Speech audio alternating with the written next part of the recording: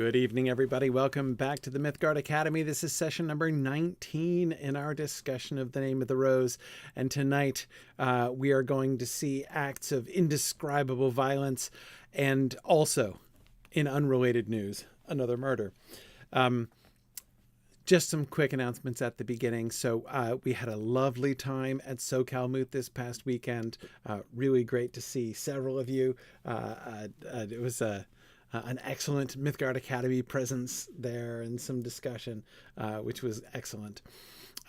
We're having our next moot in 2.5 weeks from now. Tex Moot on the 5th of April down in Houston. So if you're in Texas, give us a try. We're in Houston for the third year in a row now, primarily because, or is it the second year? It's the third time in Houston, at least. Second in a row, third time total. Anyway, we chose Houston because it's pretty accessible for most of the major cities in Texas can travel pretty conveniently to Houston. So we're trying to pick a relatively central location. But in any case, really looking forward to seeing the Houston folks again, the Texas folks. Mighty Felix, glad you're going to be able to make it. Looking forward to seeing you again, as always. And of course, after that, we're going back to Europe. The 26th of April is going to be Willow Moot in Leuven, Belgium. Our first Europe Moot since only last fall. Last fall was the first Europe Moot we'd had in ages. And then, we had York Moot. We had the UK Moot in York. That was the first one we'd had since the pandemic. And now we've gotten to go back to Europe a few times here, which is going to be great fun. Anyway, so Leuven, Belgium on the 26th of April. So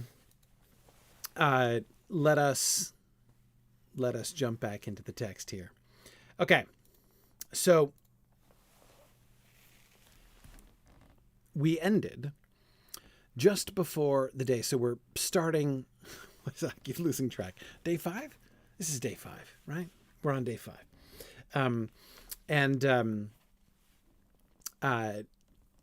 the beginning of day 5, we're about to begin the big debate, meeting, confrontation between the two sides of the important poverty question, and where we're going to get sort of a new lesson in addressing Adso's issue about where truth lies.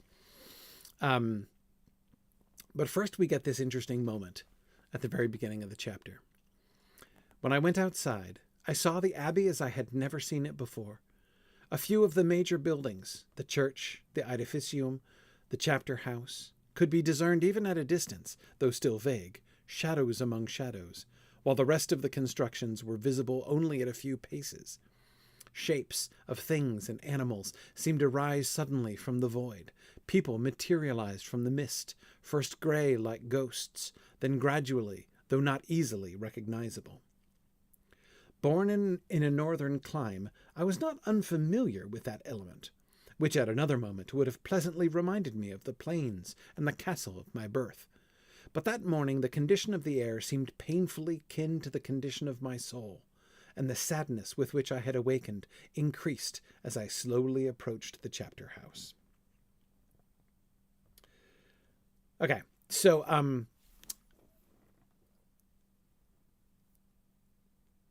the element, of course, that he's referring to is fog, right? It's a foggy, misty morning here in the Abbey. And as he says, it is not that he was bewildered and didn't know how to interpret what he was seeing. He's perfectly familiar. He's perfectly familiar with fog, right? But he's particularly struck by this, I think, for a couple reasons.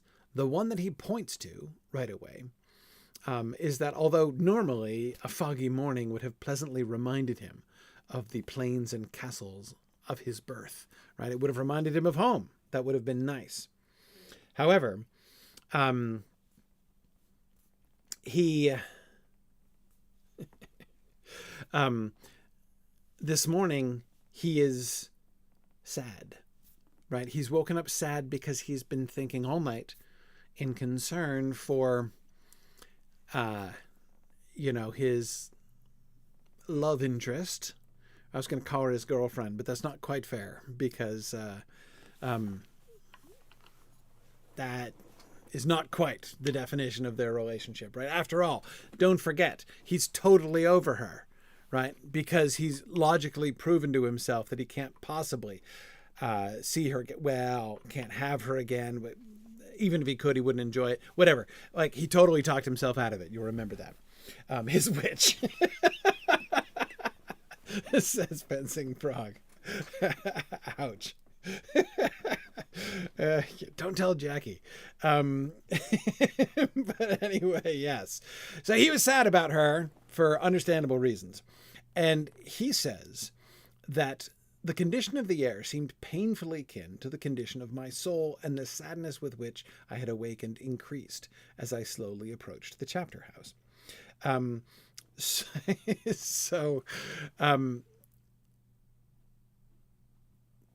You see what he's doing here. He's looking at external things. This is very like what he did yesterday morning, right? Yesterday morning when he woke up in a very different mood, right? Immediately after his nocturnal encounter with the girl and the immediate confession of that action to Brother William. But he nevertheless woke up in happy and exuberant spirits. Anyway,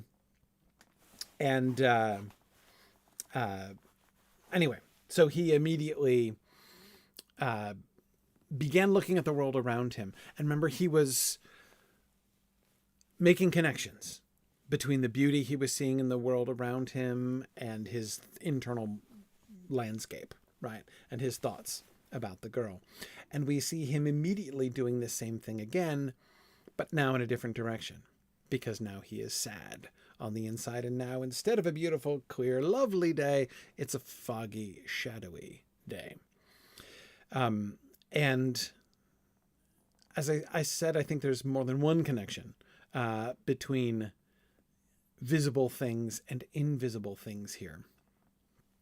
And I think that this scene, this description here in the beginning, seems to be a setup for what we're going to be getting later on in the day, namely the debate and the murder, both of which happen in the midst of this same day. Now, what does it have to do with that? The near concealment of the entire Abbey. Everything is vague, shadows among shadows. Shapes of things and animals seem to rise suddenly from the void. People materialized from the mist, first gray, like ghosts, then gradually, though not easily recognizable.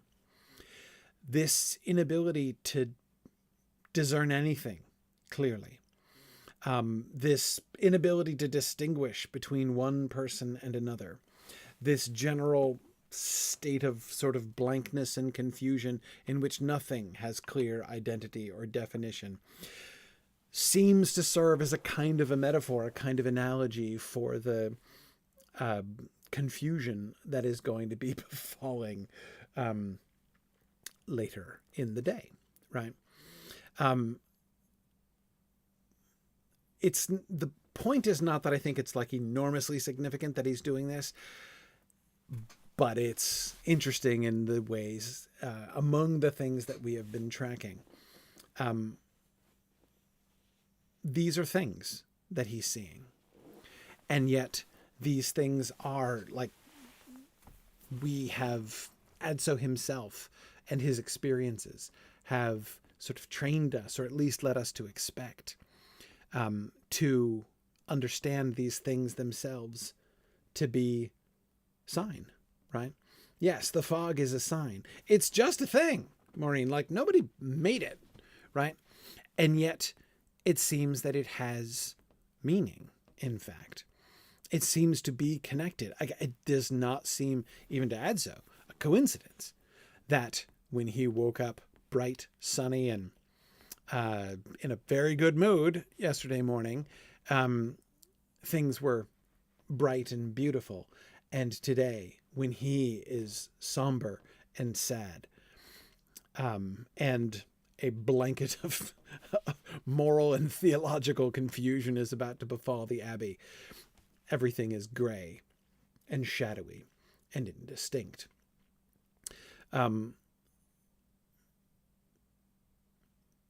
Things can be given meanings, right? Do things have meanings on their own? Is this a coincidence? Or is this not a coincidence?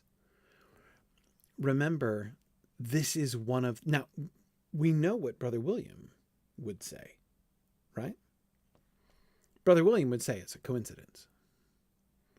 I mean, certainly there's no causal relationship in either direction between Adso's feelings and the weather, most likely. I mean, again, like, could the weather be making him more sad? Yeah, but he's being made sad for other reasons, right? Yes, Brother William would say that fog is just fog, and it does not mean anything. And yet, it kind of does seem to mean things. It doesn't seem like a coincidence in any way. This seems a very fitting description of the Abbey in general, and certainly today. And it wouldn't be the first time that Brother William's approach to interpreting things is wrong. As indeed, or he would have had no explanation other than coincidence. Like, for instance, Salvatore's unfortunately, unhappily, unluckily accurate arrest by the Inquisitor, right? When he was, in fact, in the middle of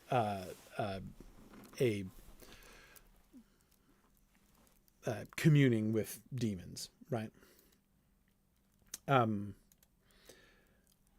Yeah. So anyway, Eric, I agree. It doesn't mean as in intend anything. Probably. At least that's certainly William would say that. But the similarity between physical and spiritual is really there in reality. Yes. And therefore, the people who find meaning in these things may be correct, right? This is one of the reasons I point this out, just like I was doing with Salvatore and with Jackie's least favorite subject, the possibility of the girl being a witch. The reason I was bringing these up is that I think it's very interesting that Umberto Eco, although on the one hand, Brother William is his champion, right? Is his detective, is, the Sherlock Holmes of this story. What we are definitely not getting is simply a one-sided, a story that shows that, William's rationalistic approach is obviously the correct one. And those other people, the other, he who has this, proto-enlightened point of view, this proto-enlightenment perspective on things, is correct. And the other, medieval people who are still, caught up in their superstitions are obviously and foolishly and even wickedly wrong. That would be... We could be forgiven for expecting that that's what we will find once we begin to detect these strains, right? And yet, I don't think that that's merely the picture that we get. We don't get William being proved smugly correct all the time. And, the benighted, superstitious ones being shown to be fools at all times. It seems to me that Umberto Eco's consideration of the situation is a little bit more objective than that, right? And I think that this is another one of those kinds of examples that we can see. Because remember, if you would agree, personally, with Brother William, that the fog is coincidence and that it's not there's no cause for it, right? It's not, it doesn't intend, Eric, as you said. Are you sure? Why do you say that? The only basis for that statement is an assertion that you understand why the fog is there, that you know all the reasons why the fog is there. Could it not be that the fog was placed there in order to illustrate this point? It is possible. Yes, right, Eric, exactly. The point isn't that the fog itself is rational. But of course, the point of view of people like the abbot and Bernard Guy and even of Adso at times is premised on the fact not that these things are rational in themselves, but that they know the meanings because they understand God and the spiritual world that lies behind these things. So I don't think they would agree that this was a coincidence, because remember, nature itself is that other book that God wrote, the Bible and nature. And that includes all the things that happen, including a foggy morning in this place on this particular day. And this is one of the reasons why they often are quick to read meaning into the things that happen.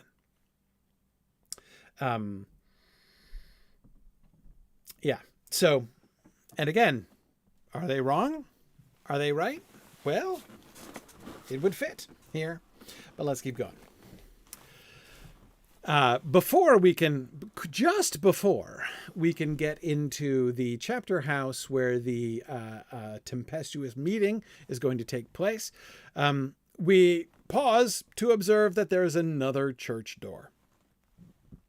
Adso's describing how you get in. Facing you is another doorway, its arch in the old style, and with a half-moon tympanum wondrously carved.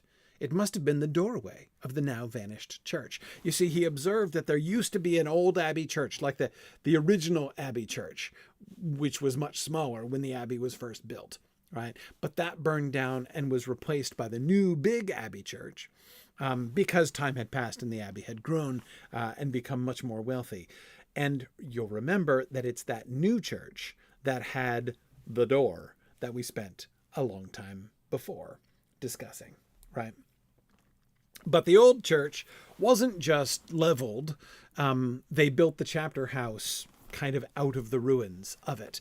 And the old entry door, parallel to the new entry door, remains. So what was this like, Adso? Because Adso loves looking at doors. The sculptures were equally beautiful, but not so disturbing as those of the newer church. Remember what was in the newer church? It was the apocalypse, and there was all these like devils and monsters and foreboded punishments of hell. Here again, the tympanum was dominated by an enthroned Christ, but at his sides, in various poses, with various objects in their hands, were the 12 apostles, who had received from him the mission to go forth and preach among all peoples. Over Christ's head, in an arc divided into 12 panels, and under Christ's feet, in an unbroken procession of figures, the peoples of the world were portrayed, destined to receive the word. From their dress I could recognize the Hebrews, the Cappadocians, the Arabs, the Indians, the Phrygians, the Byzantines, the Armenians, the Scythians, and the Romans. Okay. So it's one way in which we can see the immediate there's the similarity, right? Both of them have an enthroned Jesus in the middle, right? it was the Jesus coming at the end of days, right? At the end of the apocalypse that we saw on the new door. Here on the old door, it's Christ on the other end of his reign, right? This is the risen Christ sending out. So we're talking about like the beginning of the Acts of the Apostles. So if you're unfamiliar with the story, Jesus goes around preaching and offending lots of people and then is killed. And then after his death, he rises again. And after he rises again is when he gives this, what is called the Great Commission, when he tells his disciples to go forth into the world and to preach among all the peoples, as Adso is recalling here. And that's right before he then ascends up into heaven. So he's ascended up into heaven. This is literally like, in one sense, the opposite of the other. That is, the apocalypse, the revelation, is about Jesus's return, right? This is when Jesus goes. So Jesus goes up to heaven to sit at the right hand of the Father, leaving his apostles to go forth and preach among all peoples, in preparation for the return at the end and the end of the world, right? So, so yes, it's even like, Christ is red shifted on this door. He's blue shifted on the other door, right? Like it's the direction is different as well as the position, in time. And we have all of the world, at least all of the ancient world, right? Describe, and because what he's seeing is all of these people who have the dress of all of these, of all these other folks. I don't know exactly what all of those things would have looked like. Exactly how a Phrygian or an Armenian would have been depicted on this door, such that Adso could identify them right away. Tomas suspects that Phrygians wear a funny hat. Very, very possible. I could easily believe that. So again, notice this is not just, so that there's an interesting kind of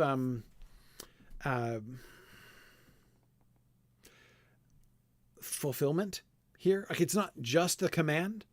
This is not just Jesus saying, go out and do this. It's also showing that it has been done. That people from all of the known world, all of the ancient world, are already gathering together. An unbroken procession. But wait, there's more.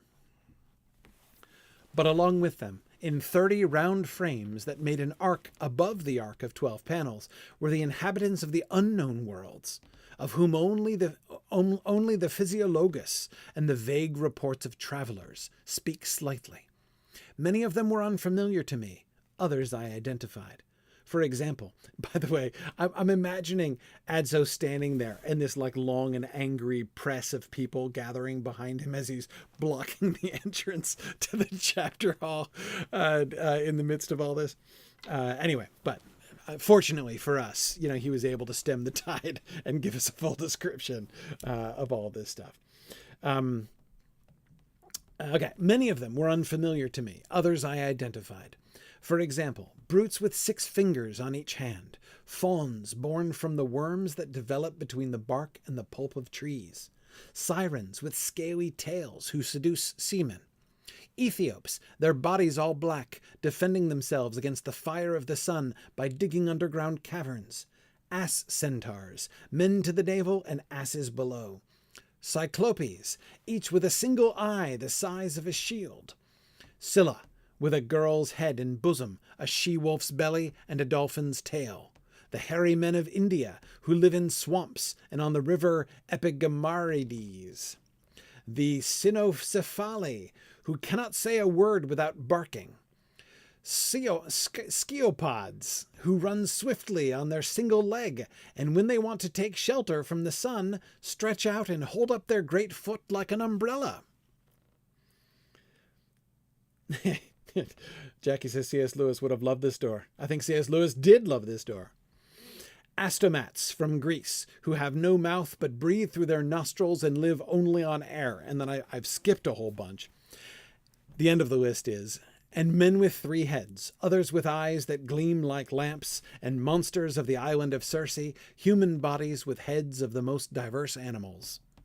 These and other wonders were carved on that doorway, but none of them caused uneasiness, because they did not signify the evils of this earth or the torments of hell, but rather bore witness that the word had reached all the known world and was extending to the unknown. Thus the doorway was a joyous promise of splendid oikoumene. Okay. So, first of all, yes, we have,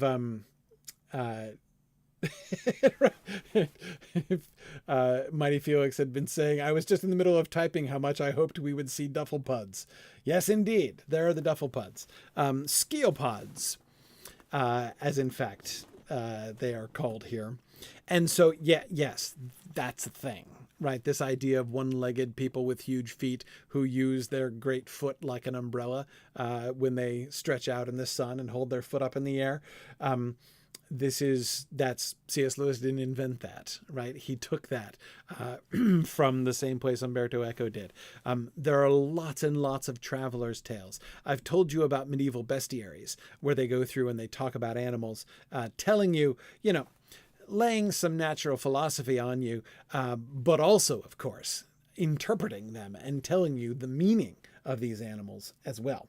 However, there are also works of the travel logs and things. So this was a popular genre where people would describe journeys to far places and all of the crazy things that they had seen. And notice a bunch of these things we would recognize, right? I mean, not just from Narnia, but you've heard of some of these things, haven't you? Some of you will have recognized some of these things. Certainly this Cyclopes, right, with a single eye the size of a shield. That should be familiar. As is Scylla, with a girl's head and bosom, a she-wolf's belly, and a dolphin's tail. Scylla might look different depending on where you read about her, but you'll be familiar with that concept. Sirens with scaly tails who seduce seamen, right? Mermaids. These are great. And Circe at the end, right? Monsters of the island of Circe, human bodies with heads of the most diverse animals. Yeah. Also, by the way, brutes with 6 fingers on each hand. Okay, this is obscure. Anybody recognize those? Anybody know where we read about those? Yeah, not the guy who killed Inigo's father, not the Princess Bride. I should have expected that answer. Mighty Felix is closer. It's not Judges. I think it's Chronicles. But yes, one of the several.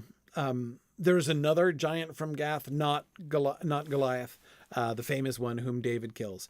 But we are later told, when we're being told of the deeds of David's mighty heroes, of another giant from Gath, in which region there were clearly some serious genetic abnormalities, that there was a gigantic dude with 6 fingers on each hand. There it is. JJ found it. 2 Samuel and 1 Chronicles. Yep. Yeah, he's related to Goliath. I mean, it doesn't say like what their family relationship is, but it's in the same direction, right? Yeah. So yes, that's an Old Testament reference, right? In other words, what we're seeing here, centaurs as well. Some of these things are just from travelers' tales, but many of the travelers' tales themselves were like mining these stories of strange things, whether they be Old Testament stories or whether they be Greek stories and Roman stories, right? The Scylla with the girl's head, this version of Scylla, I think is from Ovid rather than from Scylla and Charybdis, of course, are in the Odyssey. But the Scylla in the Odyssey isn't like this at all. She's got like long necks and multiple heads and in Homer, that is. But this version of Scylla, I think, is from Ovid. Anyway, it's a Latin source, I think, instead of just like a translation of the Greek source. Yeah. Anyway, these things. So notice that what are the accounts? These things are all from books. And what are those books pulling their eyewitness accounts from? Other books, largely, right? But there's also a great deal of creativity. I skipped, I got the ones who have no mouth but breathe through their nostrils and live only on air. I skipped the ones whose feet are turned around backwards, and the other ones who have, heads in their chests and things like that. They loved these ideas, these stories of the strange things that must exist in the far parts of the world that they couldn't visit. But we're sure we're there. We're sure we're populated, and we're sure we're really interesting, right? Yeah. And Maureen, it is also myth as well. And there's a certain kind of myth, but notice what's interesting about this. Not only are these monstrous things not depicted here in order to scare Adso like the other monsters were on the other door, but this is all an encouragement, right? This is all lovely. Notice. Wait, hang on. Why are we listing all these creatures again? What's the point of them all being here on the door? And what does that imply? So remember, what's the story? What's being depicted here on the what's being depicted on the door? Yeah, the good news going out into all the world. Unity, as Maureen says, everybody being accepted into the kingdom. It's a fulfillment of Pentecost. The list of other nations, the ancient world nations that people were from, is reminiscent of the list of nations in whose tongues the apostles were speaking at Pentecost. Yeah. Well, Calvin, that's exactly the thing. Calvin says even non-human creatures, apparently.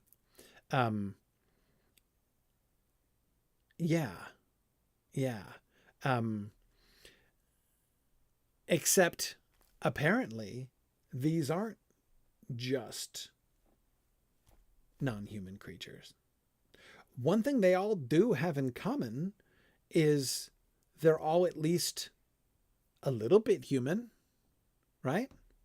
Some are very close to human, like human, except they've got 6 fingers. Some of them are a little bit human, like centaurs are part human, or people with animal heads, or Scylla, or mermaids who are partly women. Some of these are, the ones who are like the Dufflepods, right? The Dufflepods. Even those who are not, like, extremely not fully human, either like humans, but strange to them, right? Strange to the people who carved the door.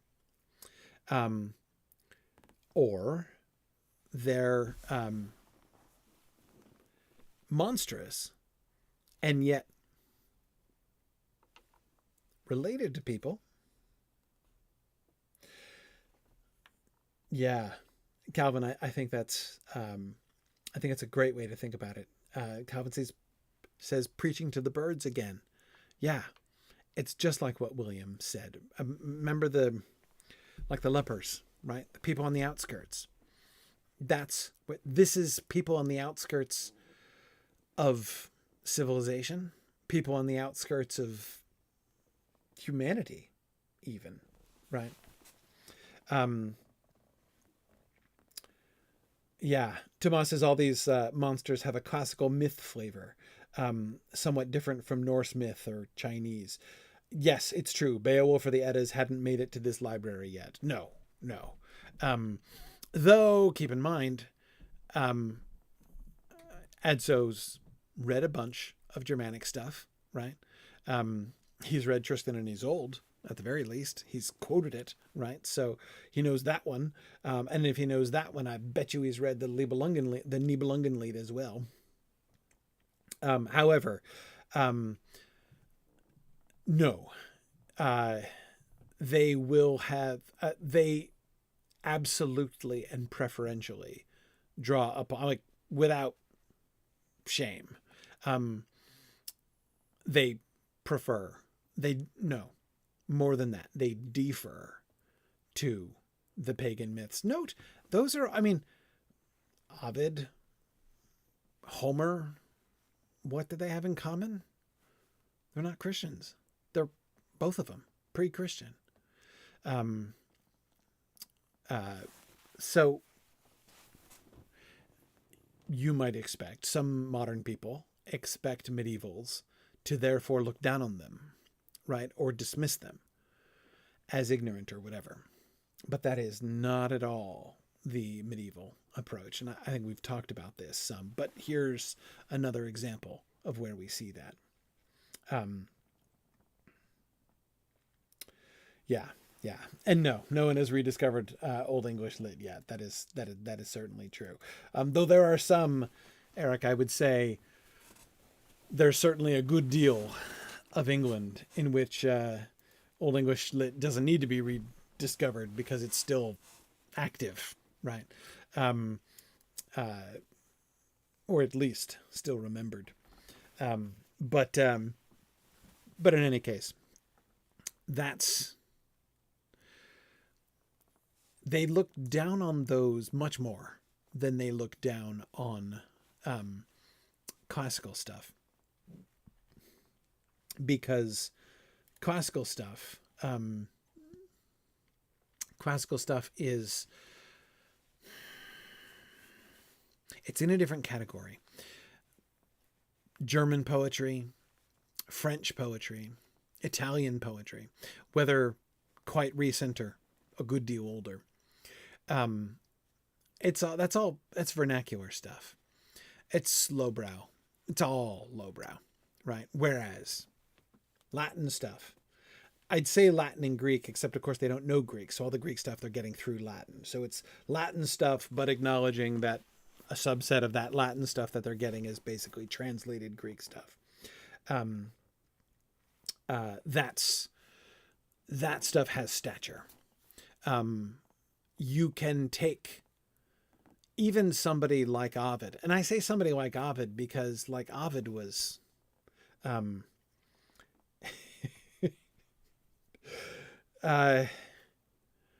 not upright exactly. I mean, Ovid was a dirty old man, and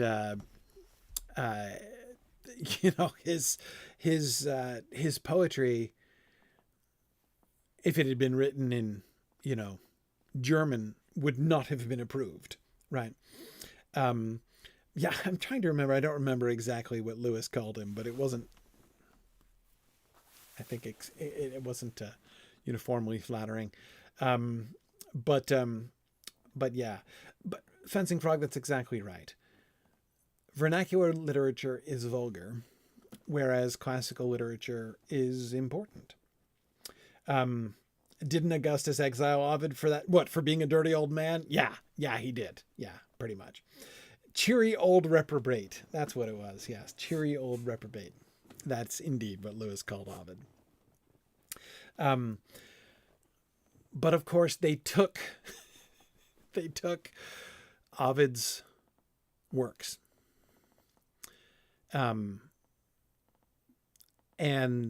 they moralized them, literally, like a very, very, very popular work. A very popular book in the Middle Ages was called the Ovid Moralisé, the moralized Ovid. It's in French. The moralized Ovid, and it goes through metamorphoses and reads it as a moral allegory all the way through, from one end to the next, and it was read with great seriousness as and therefore Ovid was read with great seriousness as a work of moral instruction, which is really quite different from its author's intention. Anyway, Fencing Frog, I think Ovid would have been deeply confused. I actually think that Ovid would have found many of the books written later on hilarious. Like, I think he would have laughed until he puked if he had read some of the later medieval stuff. But anyway. So anyhow, but that's why, Tomas, there's definitely a classical sort of Mediterranean framework here to all the mythological talk. Anyway, okay. So there is a sense here also in which, notice how all of this monster stuff is also a reversal of the new door.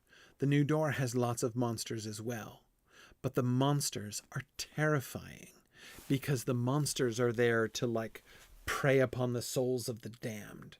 The door, the new doorway, serves as one of those terrifying sermons that Brother William talked about, where they try to inspire, where some teachers try to inspire people to morality by scaring them to death, right? And the new door was like that. And the monsters were the instrument of the fear, right?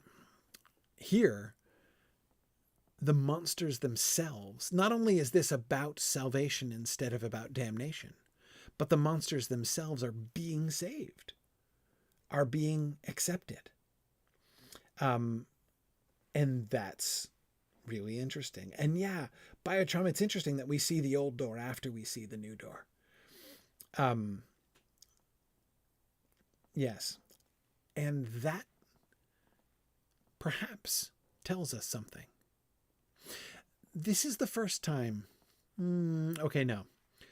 I was going to say this is the first time that we've seen things that suggest to us a trajectory of how the Abbey has changed over time, but it's not. Alenardo, the old dude, who still remembers the third abbot ago, right? Who's been there for 90 years. He's given us a few indications of how the Abbey has changed.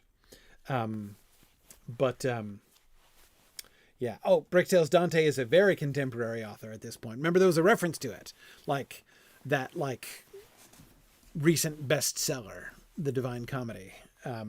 Yes. Yeah.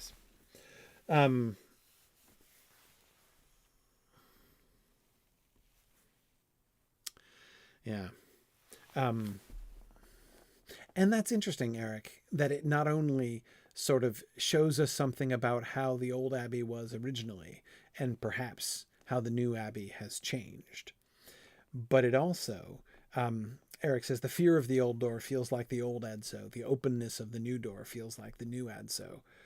Possibly, yeah. All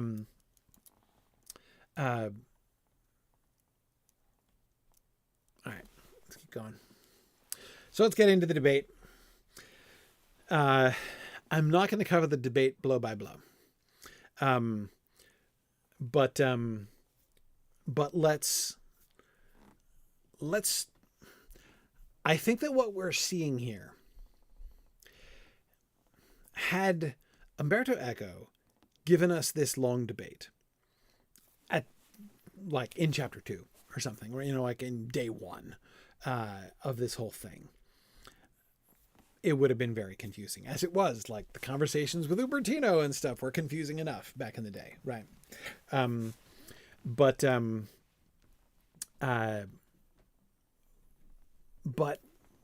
there's more here. Now we have some context, and I think we have some grounds upon which we can begin to understand why we're getting this. Why do we care? Why do we care what is going on in this debate? Right. So let's look at some passages, and then we'll kind of talk about it bigger picture. So the debate's gone on for a little while, and then we get Jerome, who pops up to defend the Franciscan side. "No, my lord, no," Jerome interrupted. "They do not buy and sell on their own, that is Franciscans, but through the procurators of the Apostolic See, and the procurators have possession while the Minorites have only the use." So they're debating, remember, about, was Christ poor? Did Christ own his clothes or not? Did he own his food or not? Right? Like, is poverty something that has, authority from Jesus and his life, an example, or not? And this is segued to them debating specifically about the Minorites, about the Franciscans. "Is that so?" the bishop sneered. "And how many times, then, have you sold without procurators? I know the story of some farms that—" "If I did so, I was wrong," Jerome hastily interrupted. "Not to turn that over to the order may have been a weakness on my part." "Venerable brothers," Abbo then intervened, remember the abbot, "our problem is not whether the Minorites are poor, but whether our Lord was poor." "Well then," at this point Jerome raised his voice again, "on that question I have an argument that cuts like a sword." "Saint Francis protect thy sons," William said, without much confidence. Yeah.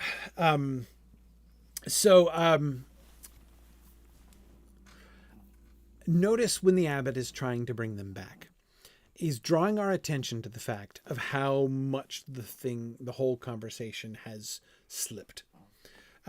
Slipped from discussing they're theoretically there to discuss whether Jesus was poor or not, right? And I apologize. I have recently taken delivery of a small and adorable puppy whose gruntings and snorings you might possibly hear on the microphone here. So just warning you that there might be some background noise here. Anyway, okay. So that sliding of because what is up for discussion here, right? The whole purpose of this conclave is to decide whether they can come to an agreement on the important question of whether Christ was poor. Now, the question that I have is that statement true? Is that right, what I just said? Because I don't know. Yeah, I love William's just like, it's already over, right? And it immediately goes bad to worse.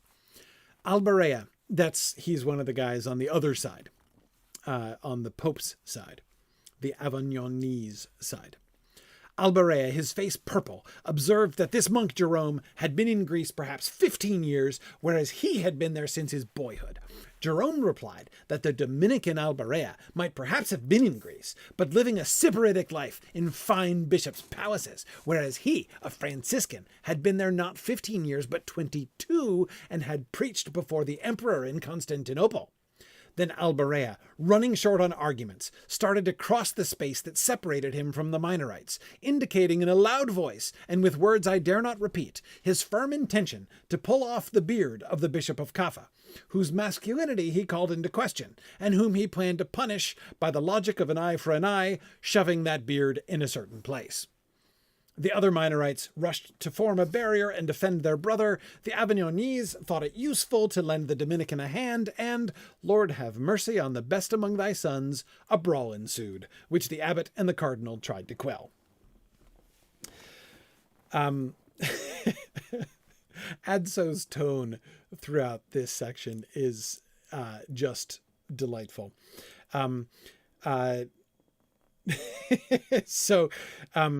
The utter failure of words here, right? So let me go back to my other question.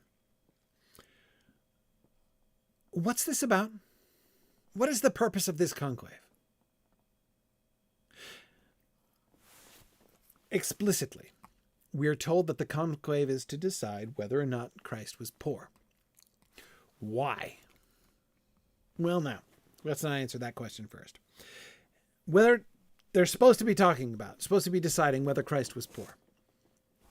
What do they in fact talk about? They keep sliding away from that subject. They keep sliding away from that subject to making invidious distinctions between Franciscans and Dominicans. Because one of the things that makes this whole thing complicated is that there are multiple dividing lines. There's multiple political lines here. On the one hand, these two groups of people who are arguing, one are primarily Franciscans, the other are primarily Dominicans. And they clearly disagree with each other. And there's some like Dominican Franciscan hostility that comes out all the time. But in addition, there's another political divide between the two sides, right? The Franciscans are on the side of the emperor, whereas the Avignonese are called Avignonese because they're from Avignon, namely from the Pope. Because the Pope is in Avignon, never mind, long story, as we've mentioned before. So you've got Franciscans versus Dominicans. You've got people who are allied with the Holy Roman Emperor against people who are allied with the Pope. And if you remember your Dante and our discussion of Inferno before, that political affiliation was the thing that got Dante kicked out. He was on Brother William's side. He was on the side of the emperor and was against the Pope and got banished from Florence because of it eventually. Okay. Sorry. We have a guest appearance, apparently. Let's see if we will settle down now. Okay. So what are they talking about? What is this conclave really about? Theoretically, the subject that they're supposed to be discussing is one thing, but that is not the purpose. Nobody here really and truly cares whether or not Christ was poor. That's not the point, right? The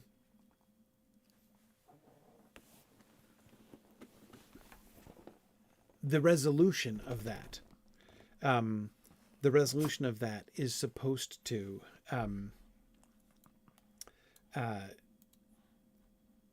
provide ammunition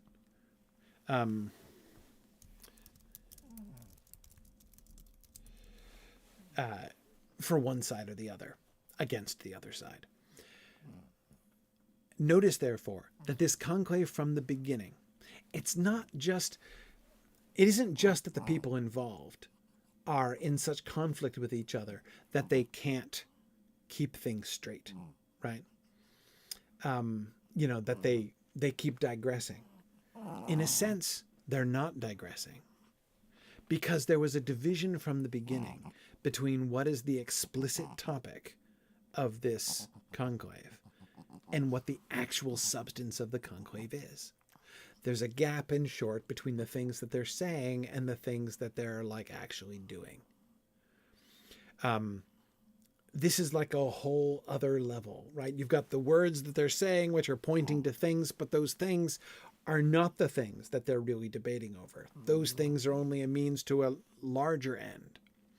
Everybody knows what is being discussed here, what's really at stake here.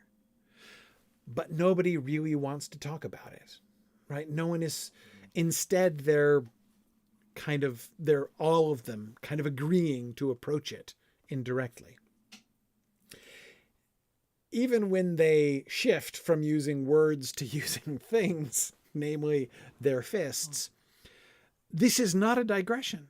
The brawl is disgraceful, but there's a significant sense in which the brawl that breaks out is more honest than the theological discussion that they'd been having, because this is what it's really about.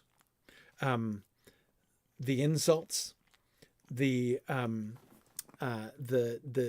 insults, the violence, the attempt to bring shame to elevate oneself and bring shame upon the other. These are the things that are really at stake.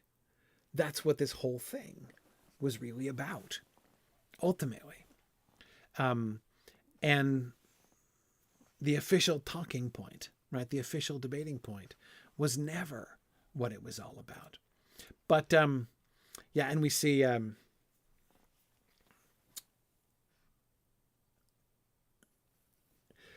while they're fighting, I love this. Adso and William have a little side conversation while everyone else is descending into chaos. "Are there no better arguments," I asked my master, as Alberea tugged at the beard of the Bishop of Kaffa, "to prove or refute the poverty of Christ?" Adso is adorable again, isn't he? Like, Adso, bless him, really believes that that's what this is all about. "Why, you can affirm both positions, my good Adso," William said, "and you will never be able to establish on the basis of the Gospels whether and to what extent Christ considered as his property the tunic he wore, which he then perhaps threw away when it was worn out. But the question is not whether Christ was poor. It is whether the church must be poor. And poor does not so much mean owning a palace or not. It means rather keeping or renouncing the right to legislate on earthly matters." "Then this," I said, "is why the emperor is so interested in what the Minorites say about poverty." Remember, Adso was always confused about that. He's like, why is the emperor pro-poverty? Like, he's not poor. Remember, like the nobles and the emperor are all like, "Oh yeah, poverty. We're all for poverty." And Adso was like, that's really weird. It's really like, what, that doesn't make any sense at all. But now he's getting it. Exactly. The Minorites are playing the emperor's game against the Pope, but Marsilius and I consider it a two-sided game, and we would like the emperor to support our view and serve our idea of human rule. So notice the layers here, right? Okay, so let me pause for a second. We'll come back to the layers in just a second.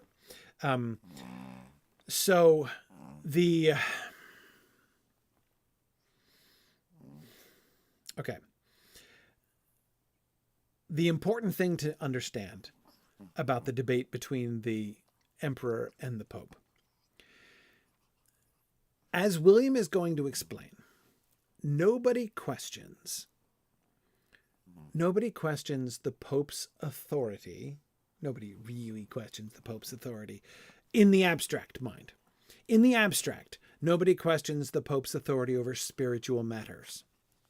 he has absolute rule over spiritual matters.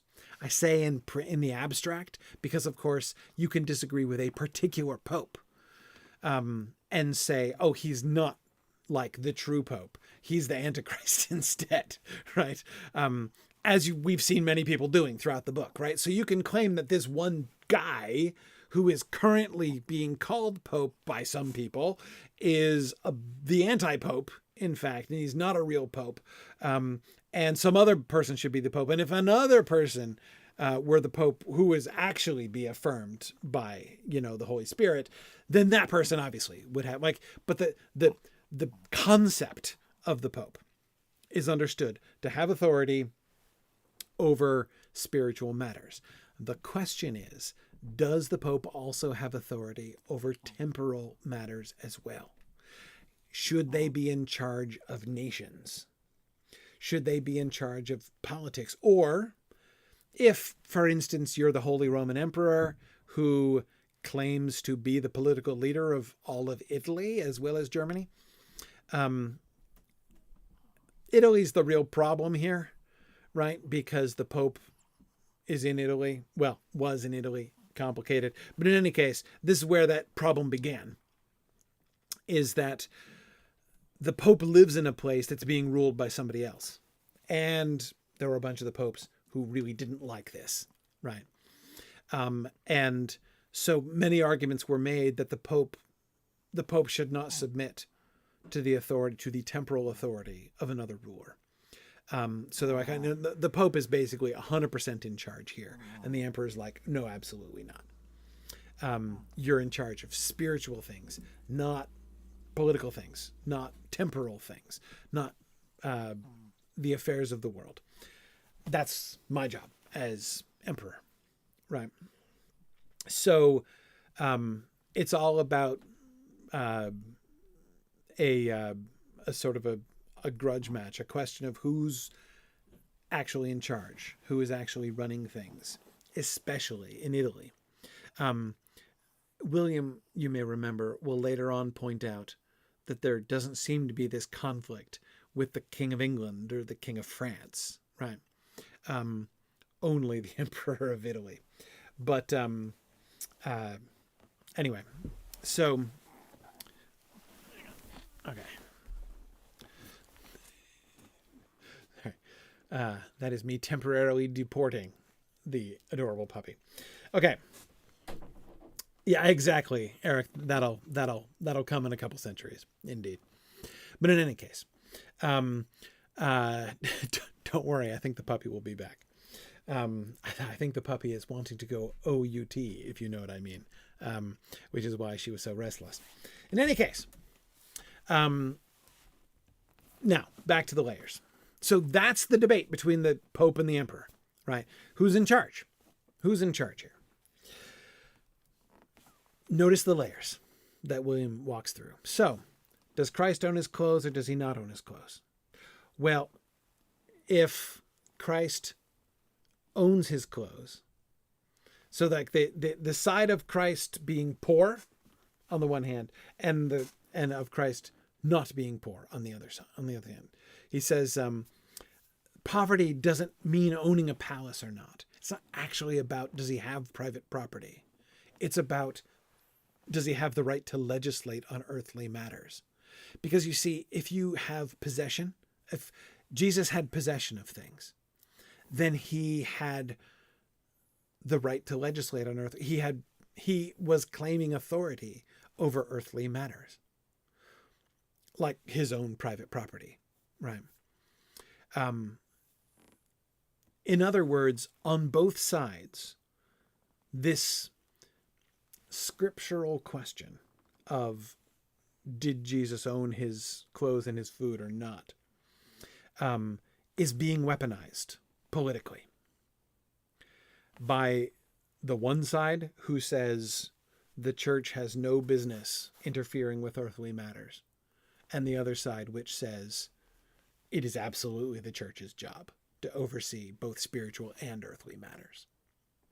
And both of them are attempting to weaponize this doctrine, right? So there's the interpretive question. And then there's the application of that question to the larger issue.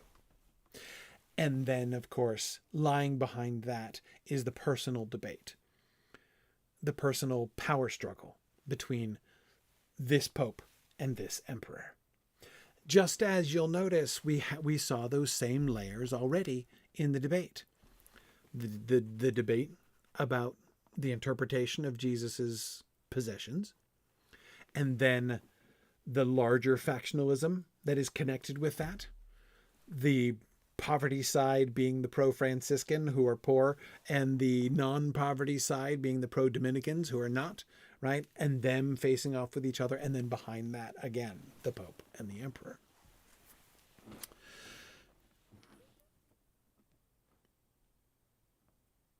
Then this is why the Emperor is so interested in what the Minorites say about poverty. And then William goes on to say, the Minorites are playing the Emperor's game. Like, they're not deceived. They're playing the Emperor's game against the Pope. That is, they're helping the Emperor fight against the Pope. But he, William, and Marsilius consider it a two-sided game. That is, they're trying to gain something out of it too. We would like the empire to support our view and serve our idea of human rule. To the emperor, the poverty argument is a means to his other end, the putting the Pope in his place and asserting his own earthly rule over that of the Pope. But to the Minorites, to the Franciscans, the emperor's argument is a means to the end of asserting that poverty is good and therefore preserving the integrity of their order and preventing the Pope from, declaring them all heretics and trying to burn them all at the stake. Now Calvin asks the excellent question, are the Benedictines on the same side as the Dominicans, or are they a third side? So technically they are a third side. That's why what's his name? Abbo is hosting this conclave. That's why they're meeting here, because they're meeting on neutral ground in a Benedictine monastery, because the Benedictines technically, don't have a horse in this race. They're neither the Franciscans nor the Dominicans. But they're not exactly pro-poverty. Remember Abbo and his, going on and on about the jewels, the gemstones and things like that? Yeah, they're technically neutral, but they do kind of lean pro-Dominican, pro-Pope here. But it is certainly true, JJ, that no one is altogether on the Benedictine side either, right? And so they're not altogether on either side. You will have heard in this abbey by the Benedictines, some speaking against poverty, but also speaking against the Pope. So yeah. Fencing Frog, you're absolutely correct that there are 7 or 8 sides or more. I think the whole point of this chapter is the layers and the different levels, the wheels within wheels, the conversations within conversations. We're talking about this thing, not because we care about this thing, but in order to make these higher levels of points, right? And that's what we're really talking about. But we don't want to actually talk about that. We don't want to actually bring that out into the open, really. Because if we did, if they did bring it out into the open, it would be less, less admirable, right? So instead, they all just make like they're just interested in the theological and interpretive point, right? As I say, Umberto Eco has prepared us for this moment. We are prepared to hear the different layers and to appreciate how convoluted all of this really is, and the way in which the different layers of signs, how nobody is actually talking. None of the signs they're using are actually pointing to the things. In fact, they're trying to avoid that, right? It's all It's all very, very complicated. Oh yeah, Jocelyn was just hanging out with Franciscans over the weekend down in San Diego. There you go. There you go. Yes. The 3 knots in the cord tied around the waist of the Franciscan, which stand for the 3 oaths they take, one of which is poverty. Yep, poverty, chastity, and obedience. Exactly. Yep, that's right. So Jocelyn, spoilers, the Franciscan order is in fact going to survive, right? Jocelyn coming in with the 21st century spoiler there. Yeah. Anyway, okay. But of course, there's somebody who doesn't play by these rules. The whole, like, let's be indirect about everything rule, and that's William. But first, before we get back to Brother William, we get this brief intrusion of the murder mystery upon this larger question. Severinus busts in during the fight, right? And tells William he's got some important information. Berengar certainly came to the infirmary before he went to the balneary, he said. How do you know? Some monks approached, their curiosity aroused by our confabulation. Severinus's voice sank still lower as he looked around. You told me that man must have had something with him.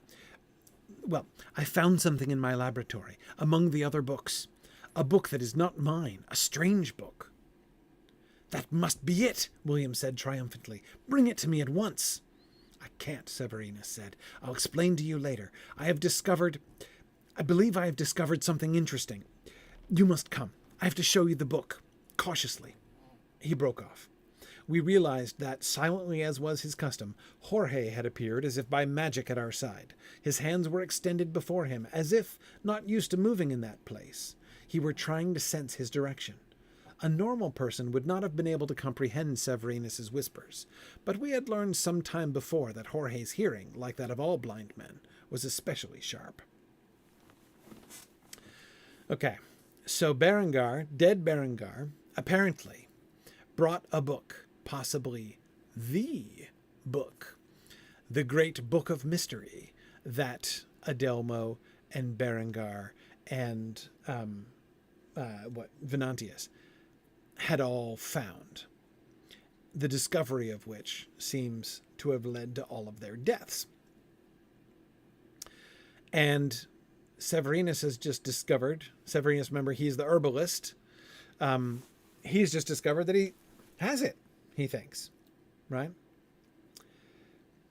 But there's lots of people around who are interested, and there's Jorge who appears right there.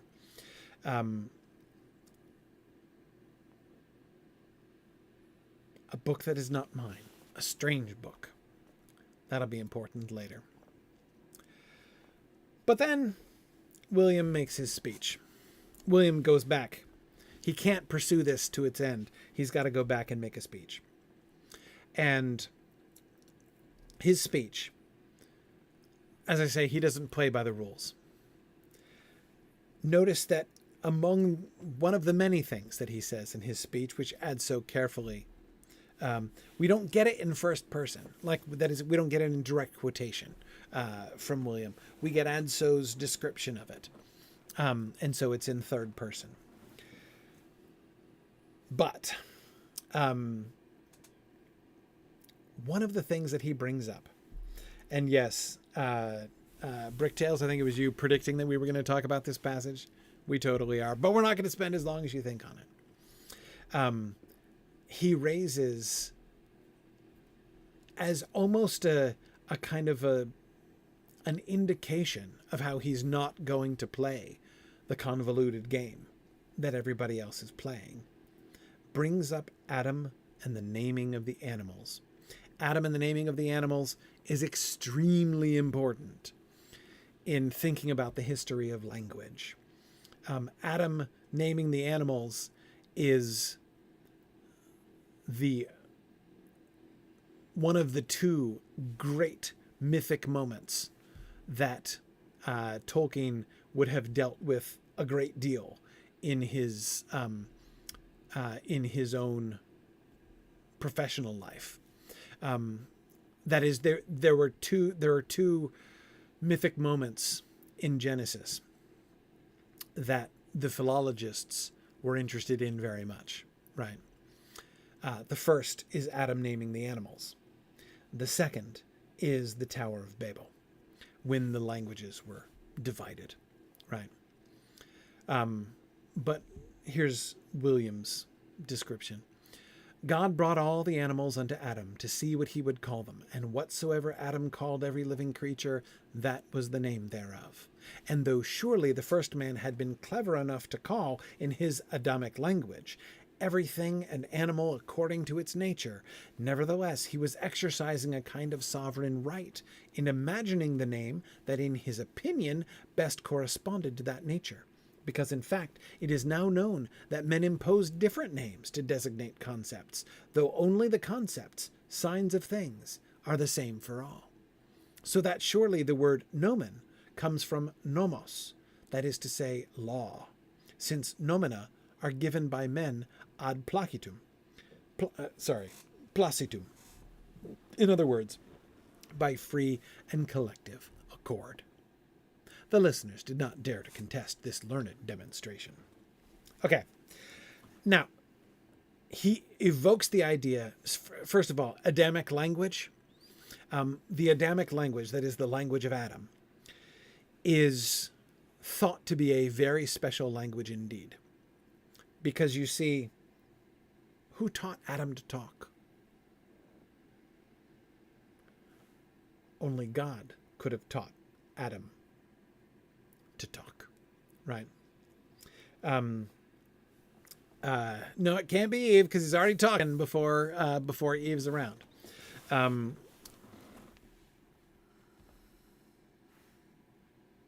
on, is that true? Yeah, because he names the animals first. Yes. Okay. Yeah. No, the naming the animals comes first.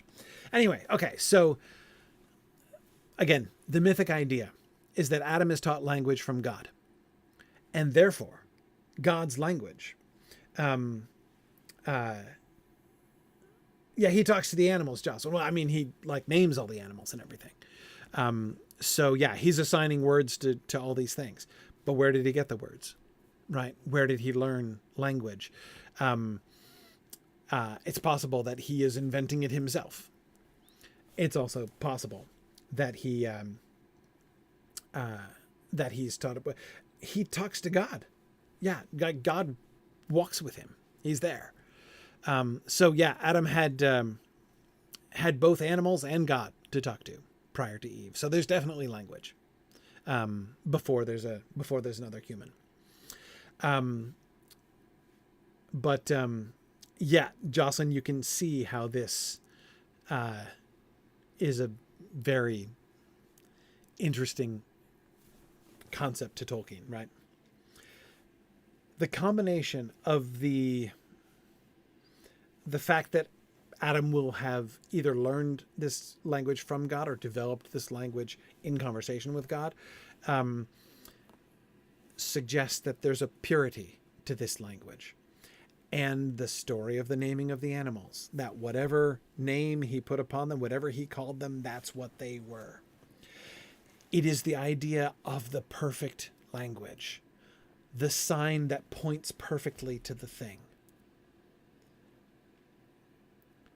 That's like the mythic idea of the Adamic language and the naming of the creatures. Now, William doesn't just linger there, though. In fact, he says although he admits that it's possible that the first man was clever enough to call everything an animal according to its nature. That is, that he was identifying what the thing really was and not just arbitrarily calling it a name. But William also emphasizes that he was exercising a kind of sovereign right in imagining the name that in his opinion best corresponded to that nature. So is he identifying them? Is he perceiving what they are and applying the right name to them? Yes. But he's also establishing law. He's also decreeing, this is what your name shall be. And that's what William is going to run with. Nomen, surely, comes from nomos. That is, the word name comes from the word law.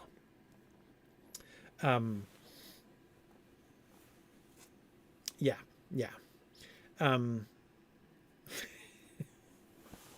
Yes, Eric was going to bring that up, that William is a nominalist. But anyway, right, yeah. Yes. Anyway, yes, it's like Le Guin's naming. Le Guin is playing with the same kind of mythic idea of Adamic language, with her old language, with like the speech of the dragons, the true names of things, in Earthsea. Yeah. Anyway, yes, that same mythic idea underlies that story as well. So again, not only is William going to go on to actually talk about the thing that everyone's really here for, even though none of them are supposed to actually discuss it, right? He's going to break the rules in that way. He begins by pointing to this element, right? This whole paradigm, that the original purpose, like the first words, are the names that are applied to things that identify what a thing truly is and assert what it truly is. That there's this sort of mutual relationship between, the sign being derived from the thing in a sense of Adam perceiving what it was, and that perception of what it was determining what the name shall be, and also the name itself defining what the thing shall be, right? Both of those two things, the thing determining the name and the name determining the thing, working in perfect harmony in the Garden of Eden, right? This is the paradigm. This is the sort of myth that he begins his discourse with. Now, where does he end? To be sure, if the hypothesis of Christ's poverty were to be proved, this would not only help the Minorites, but also strengthen the idea that Jesus had not wished any earthly jurisdiction. But that morning he, William, had heard very wise people assert that it could not be proved that Christ had been poor, whence it seemed to him more fitting to reverse the demonstration, since nobody had asserted, or could assert, that Jesus had sought any earthly jurisdiction for himself or for his disciples. This detachment of Jesus from temporal things seemed sufficient evidence to suggest the belief, without sinning, that Jesus, on the contrary, preferred poverty. William had spoken in such a meek tone, he had expressed his certainties in such a hesitant way, that none of those present was able to stand up and rebut. This does not mean that all were convinced of what he had said. And in fact, what comes immediately after is a survey of all of the reactions of everybody. And it turns out that in this speech, William has offended everybody on both sides, right? His attempt to lay things out clearly and then bring explicitly to light the actual thing that is at stake in this whole discussion it creates, I think, a really comical situation where on the one hand, as a reader, I'm hearing this and I'm like, this is finally a clear statement and discussion of what's going on without any of the animus of the two of them, the squabbling, right? Without any of the crazy politics. This is just William's clear and, to me, fairly convincing description of things. But Eric, exactly. It's not what anybody wants, right? What sounds from one perspective like a moment of sweet reasonableness and clarity is to everybody else in the room like a rude noise and a bad odor, right? William has really put his foot in it here. And did you notice the exchange that happens right afterwards, which again is full of people saying things that they're not actually saying? Bernard, the Inquisitor, responds to William's speech by complimenting him for it and inviting him to come to Avignon to repeat this argument before the Pope, which is a great honor, right?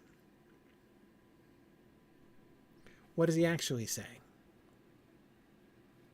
He's actually saying, I dare you to say that in Avignon, where you can be easily seized and burned at the stake afterwards, right? And what does William say to Bernard in response? No, now I see that I was wrong, right? Yeah, I can't possibly come to Avignon to talk about this because I stand corrected, right? By which he means, heck no, and I'm not so easily fooled. Yeah.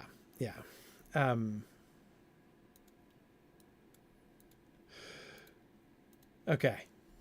Hey, Astro, welcome.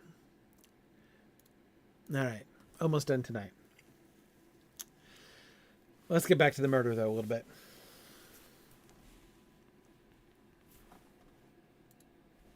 Okay. In any case, from the captain's words, it emerged that Remigio, that's the cellarer, remember the guy who was in cahoots with Salvatore, after I left him, went towards the kitchen, where someone saw him and informed the archers, who reached the edificium after Remigio had left it again, missing them only by a moment. In the kitchen was Jorge, who declared he had just finished speaking with the cellarer. The archers then explored the grounds in the direction of the gardens, and there, emerging from the mist like a ghost, they found old Alenardo, who seemed lost. It was Alenardo who said he had seen the cellarer a short while before going into the infirmary. The archers went there and found the door open. Once inside, they discovered Severinus lifeless, and the cellarer furiously rummaging over the shelves, flinging everything on the floor, as if he were hunting for something. It was easy to see what had happened, the captain concluded. Remigio had entered, had attacked the herbalist, and killed him, and then was seeking the thing for which he had killed. Boy, that's perfectly clear, isn't it? Right? I mean, you just can't get any clearer than that.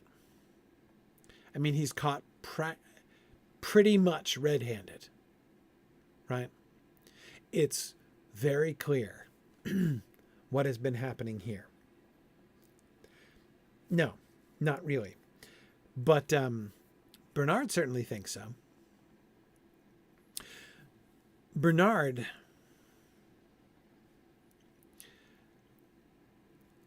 is having a really good run, right?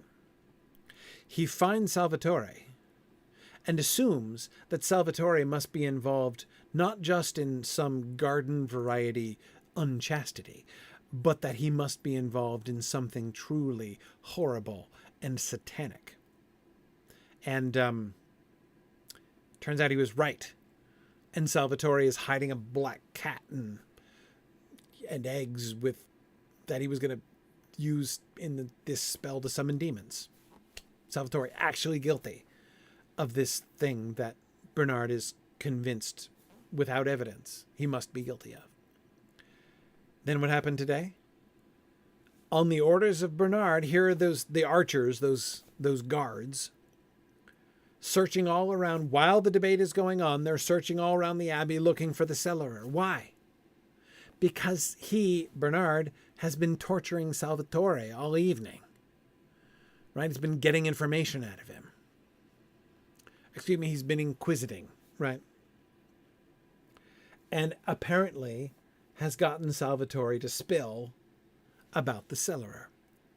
And the cellarer, because the cellarer and Salvatore were both connected with Fra Dolcino before. So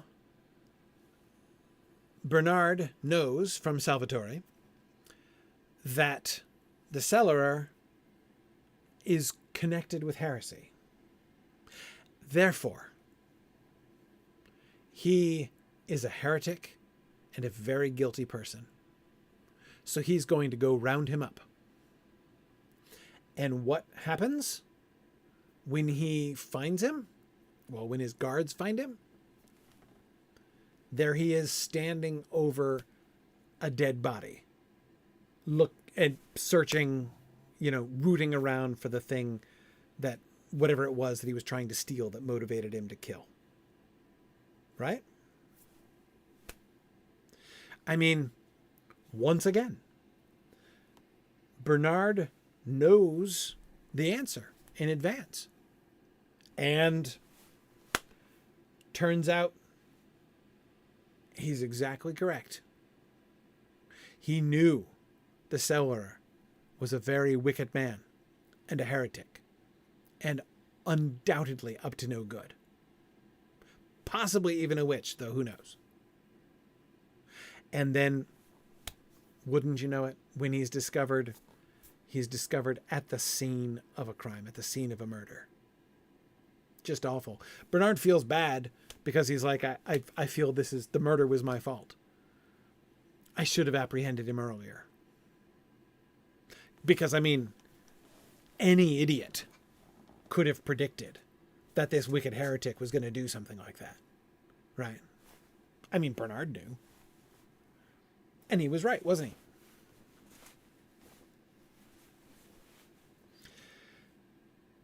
There's certainly unlikely to be any way that Bernard is not going to be convinced of this.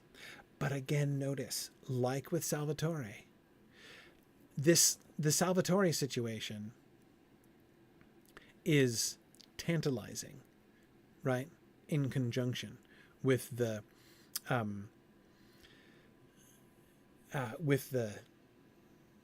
Remigio, the cellarer situation, right? Salvatore was in fact guilty of witchcraft, or at least he hadn't completed it yet, but he was in the act, right, of setting it up. Remigio is almost certainly not guilty, in fact, of killing Severinus. And William's pretty convinced of that. But it looks really bad. And the fact of the matter is that, knowing what he knew, Bernard's conviction, his prediction, was proven true. Right? Fascinating. But William has other ideas, of course. Then he turned to contemplate the corpse. He seemed only at that point to take in his friend's death. Poor Severinus, he said. I had suspected even you and your poisons, and you were expecting some trick with poison, otherwise you wouldn't have worn those gloves. You feared a danger of the earth, and instead it came to you from the heavenly vault. He picked up the sphere again, observing it with attention. I wonder why they used this particular weapon. It was within reach. Perhaps. But there were other things, pots, gardening tools. It is a fine example of the craft of metals and of astronomical science. The thing, it's like a 3D planisphere. It's really cool. It's a rendering of the solar system and the stars and stuff. It is ruined and... Good heavens, he cried. What is it? And the third part of the sun was smitten, and the third part of the moon, and the third part of the stars, he quoted. I knew all too well the text of St. John the Apostle. The fourth trumpet, I exclaimed. Yes, it's an orrery. Exactly. Yeah. The third part of the sun was smitten, the third part of the moon, and the third part of the stars is what happens when the fourth trumpet is blown in the book of Revelation. And this orrery, this metallic sphere, which depicts the planets and the stars and the sun and the moon, has been bashed into the head of Severinus, and like a third of it is warped and broken. Right?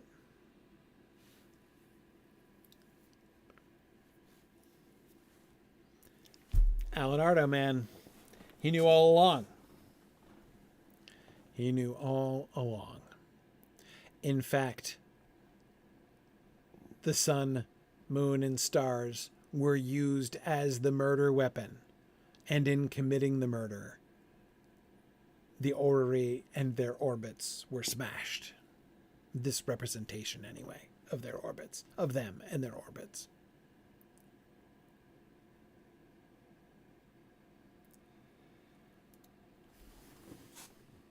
In fact, first hail, then blood, then water, and now the stars. If this is the case, then everything must be re-examined. This is William, of course. The murderer did not strike at random. He was following a plan.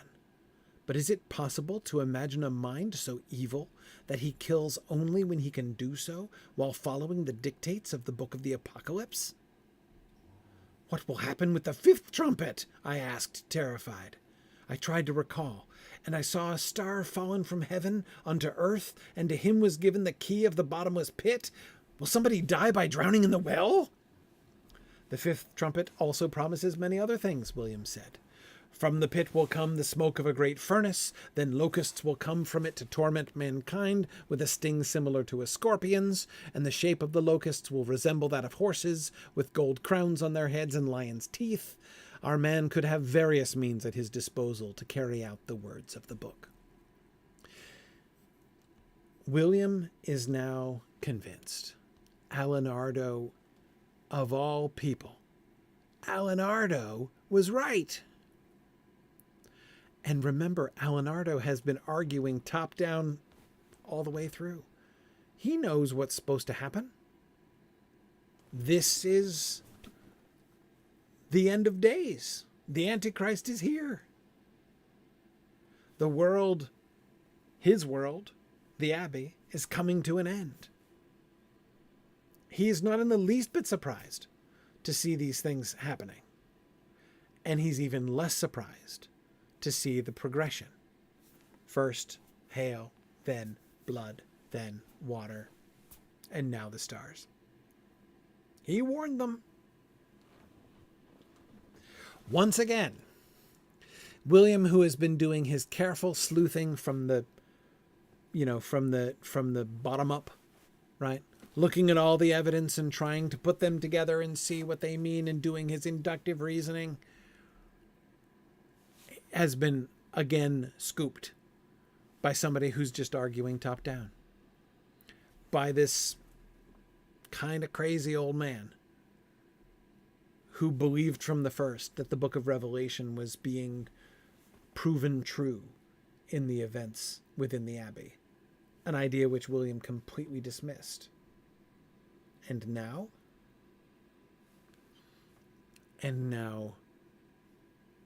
William is also convinced. No, this is the thing. The orrery can't be a coincidence. It is the fourth trumpet.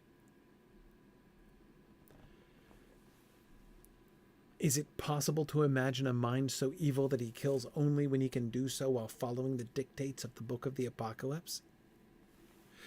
But what about the book? He, William, had been putting together already a pretty good case, doing his bottom-up reasoning, looking at the facts and putting them together. And he had figured there's some secret, a secret that Berengar had discovered, that he shared with Adelmo, that Venantius had come in on. And somebody's been killing everybody who figured it out. And he, William, had concluded that it was a book, something from the library, from the Finis Africae, that hidden place in the library that they couldn't find. The only secret of the library, as far as its, geography is concerned, that Adso and William couldn't figure out how to get into the Venus Africae, because he's convinced there's a secret door into it. But so some book from there, which Venantius had read. Remember those notes that Venantius seemed to have been taking when he was reading whatever the book was? But if that's the case, if this is all about that book, and the murders have all been, what, cover-ups or something? Then how? Why would they be imitating the Book of Revelation? So it just so happens that the person trying to cover up for all these crimes also happens to be a serial killer with a fixation on the apocalypse? What are the odds of that? That seems to defy the possibility of coincidence, William. It is really strange. Really strange. And in some ways, William is here adjusting his ideas. All right. It is getting late. Now, Mighty Felix, you are certainly right that a fixation on the apocalypse doesn't seem that rare in a place like this. Oh, no. Absolutely not. It's very much within the idiom of this abbey, right? The whole abbey is obsessed with the apocalypse. From the carvings on the door of the new church to the organizational system in the library, right? It's apocalypse all the way down.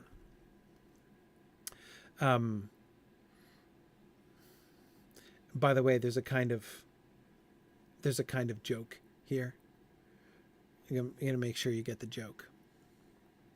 You get the joke implicit in William basically smacking his forehead and saying, oh, "The apocalypse," because apocalypse means revelation, right? So he's having a revelation about revelation. It's a pun. It's a little joke, right? Yeah. Anyway, more next time.